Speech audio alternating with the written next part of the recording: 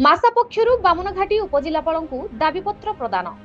आदिवासी अध्यक्षित मयूरभंज जिलार अग्रणी सामाजिक अनुष्ठान मयूरभंज आदिवासी छात्र संघ मासा अनुकूल बामनघाटी उपखंड उपजिलापालଙ୍କ कार्यालय रायरंगपुर ठारे पहुंची सेमानंकर विभिन्न समस्या संपर्क रे सूचना देथिले।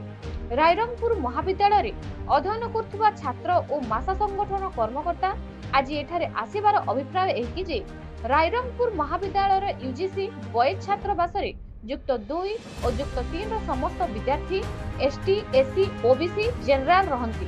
कॉलेज अध्यक्ष कहवा अनुसार महामहिम राष्ट्रपति निर्देश क्रमे से यूजीसी छात्रावास एक दक्षता विकास केन्द्र 1 वर्ष प्रतिष्ठा करा जिवो, जहाद्वारा सेठारे रहुथिबा छात्र मानकु बहु समस्यार सम्मुखीन हेबाकु पड़िबो।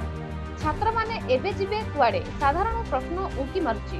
गत वर्ष ठारू महाविद्यालय छात्र छात्री सीट संख्या वृद्धि करा जायछि, ताहा अनुपात रे ए पर्यंत छात्रावास रे सीट वृद्धि करा जाय नाही। अति दुखर कथा, चलित वर्ष छात्रावास रे एडमिशन निमते कोनोसी विज्ञप्ति प्रकाश करि नाहंती। एने यूजीसी छात्रावास रे हेउथिबा दक्षता विकास केन्द्र को रद्द करने सहित अन्यत्र स्थानांतर और चलित वर्ष छात्रावास एडमिशन पाई अनुमति प्रदान करा जाऊ बोली जोर दे कहिथिले।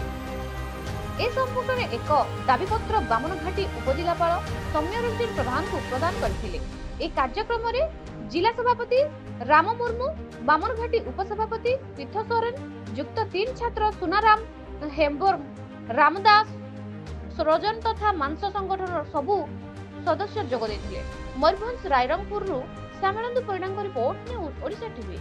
नचेत प्राइवेट घर गुड़ार को भड़ा आकार स्किल डेवलपमेंट सेंटर किंतु सरकार से विषय न भाविकी पिला से अन्यत्र स्थानांतर करिकी स्किल डेवलपमेंट सेंटर करेंगे, जोटा कि आम मासा संगठन तरफ संपूर्ण भाव में आम ता विरोध में अच्छु एवं से बाबद को नहीं आज आम सब कलेक्टर दाबीपत्र देचु जमती से जिनस को संपूर्ण भाव उच्छेद करा जाऊ एवं पिला मानक जमती सेठी ही रही पाठ पढ़े से विषय व्यवस्था करा जाए। नचेत आगामी दिन में मासा संगठन तरफ गणधारणा दि जाए। नमस्कार।